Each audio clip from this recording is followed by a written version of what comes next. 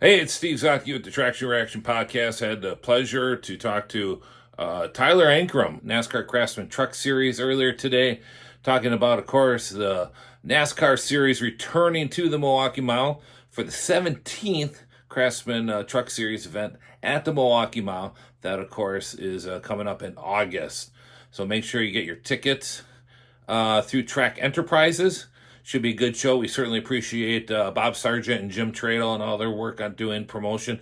You'll be hearing, of course, more about the truck series along with the ARCA series coming to the Milwaukee Mile in August. Really looking forward to that event. Should be a fun event. I know Tyler is too. As we talked with him, of course, with broadcast legend, Wisconsin legend Dennis Krause, as we asked Tyler a couple questions about driving the Milwaukee Mile and the truck series in general. I hope you like it. Thank you. So Tyler, I guess it's not a big surprise that you're here because LIUNA is the sponsor for the 175 coming up in August.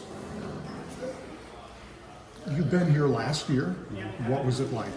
I mean, it was a lot of fun. It's a very difficult racetrack. Usually the difficult ones are the more fun anyways. But it's very abrasive. I was really surprised last year to see how much it widened out. I mean, we had easily 3 wide racing all the way up and down the field. And we had gotten really close to the wall. So hopefully it's worn out a little bit more this year. We can use more of the track. They would have it widen out more, but it was a lot of fun.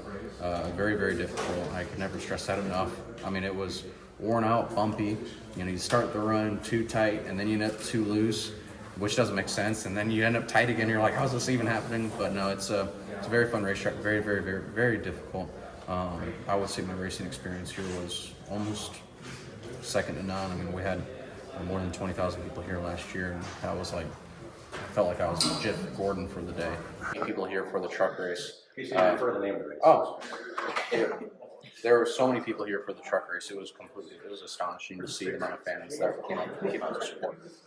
Last year we were in Toyota, correct? And this year in the Chevy, a new team for you. How's that working out? Oh, it's been amazing. Our first, I guess we're on the 7th, 8th race. I mean, we've had 3 top 5s, 4 top 10 finishes. The past 2 weeks been very, very rough, but we're going to get that momentum back. We're going to get back on track here. Having Texas and Kansas back to back.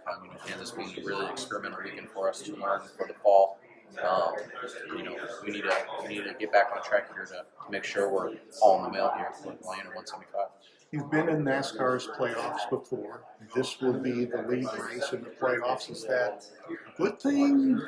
No, absolutely. It's an amazing thing because this is the racetrack where it's not advantageous to the guys that are reckless, to the guys that are impatient. So if you can come here and have a solid day, even better to win the race. This is one of the hardest racetracks we have on the schedule. So if you can have a good day here, come out ahead on points, or even with a win, you're going to lock yourself into that next round pretty easily.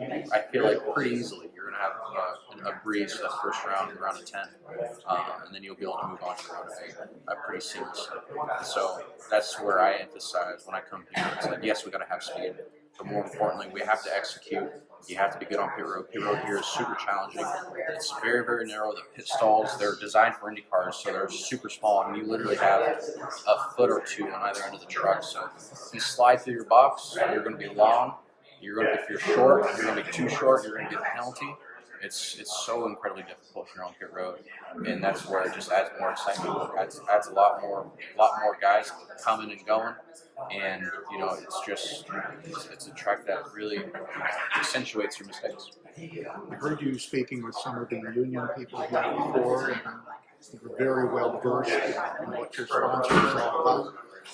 Obviously, they've been in the sport for a while, and it's working for them. No, I mean, LIUNA, I've been partnered with LIUNA now for 5 years. This will be the 5th year.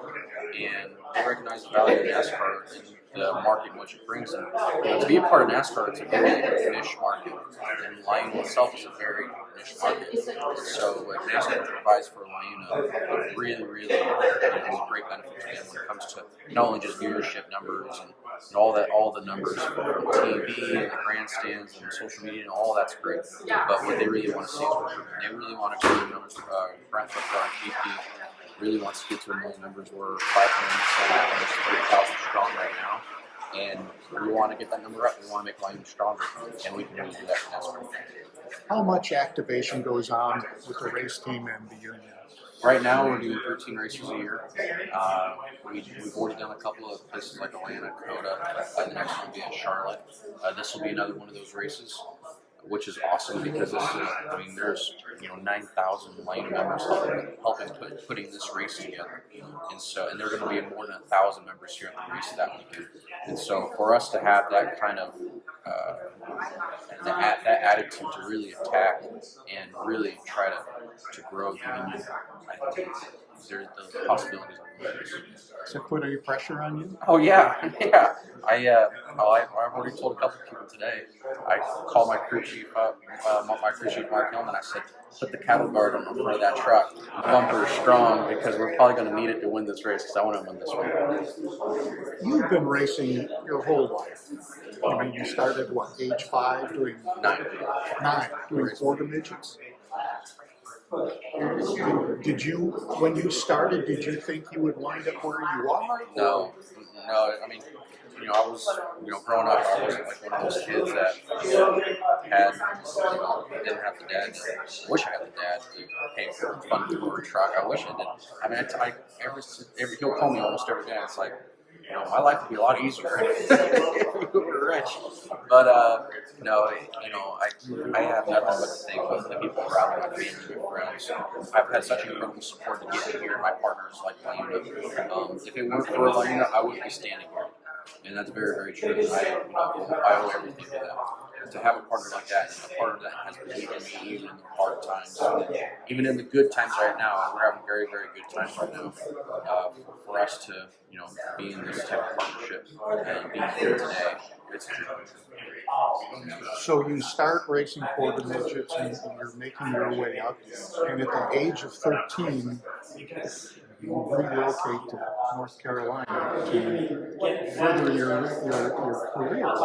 How difficult is that? For a 13-year-old, it wasn't difficult because I was just like, I'm going racing, guys. But for everyone else, it was difficult. My family left everything that they ever knew in California, moved to North Carolina to pursue this dream, and we really had no idea what we were doing. My dad didn't grow up to drive race cars as a kid. My grandpa didn't. We just really just started this on our own as a family group, and for us to move out here like we did, it was a huge undertaking. Something I didn't realize then, but I appreciate now. And yeah, it was difficult for a couple years, going through the growing pains and learning who to trust, who not to trust, learning the names. Almost everyone goes to that race if they've never been involved in it. And so to introduce ourselves into the sport is difficult, but it's been a lot of fun. This is your second time here. How important has the sim work gotten to be in NASCAR? Oh, it's become everything. We don't test, we don't practice anymore. Right. We get 20 minutes of practice on race weekends, but we're not allowed to make part adjustments. We're not allowed to make suspension changes. The most we can do is wedge, track bar, air pressure, and packer shims. Right. We're not even allowed to really touch the spring rubbers. And so for us with the sims, they've become everything. Every single week we spend 3 to 4 hours a week, and sometimes more, in the sims getting prepared for these races. But then you're also sharing that time with your teammates and other people in your manufacturer, because they only make so many simulators manufacturers have. It's become everything. The simulator work that we do, it's gotten incredibly accurate.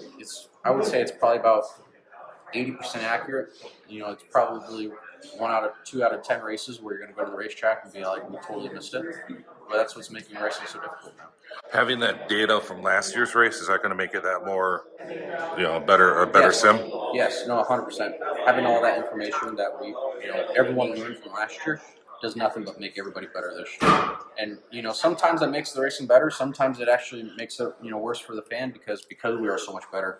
The more spread out it gets. The more accurate we are, the more nuanced we have become with our skill and our set, which we have grown from the previous year. How much do you think tire wear is going to be? If you're you can take it easy, is track strat or your race strategy is going to be that much more important? Because you said, guys just can't. It's not like Kansas pedal to the floor all the way around. You got to manage it. Yeah, I mean but that's the unknown right now, right? This track's had another winter. I know the winters up here in Wisconsin are hard, right? So it's had Yes. another winter. It's had another summer, another fall, another spring. Yeah. And so for us, when we come back, we really don't know what the track conditions are going to be like. Is it going to be rougher? Is it not? Is it going to be more worn out? Is it not? You know, a lot of the times you go to some of these racetracks, and you're really surprised in the changes that they make every single year, and sometimes in the little amount of changes every single year. And that's that's the big question mark. And so you really got to go off based off your gut and come with the best information you possibly can, and be confident in your decisions. All right. Appreciate it. Thank you.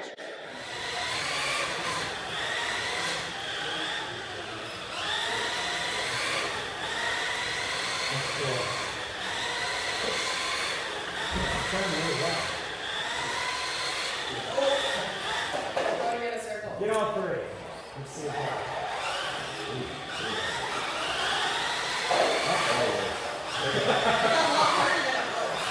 I think there's alcohol in that one.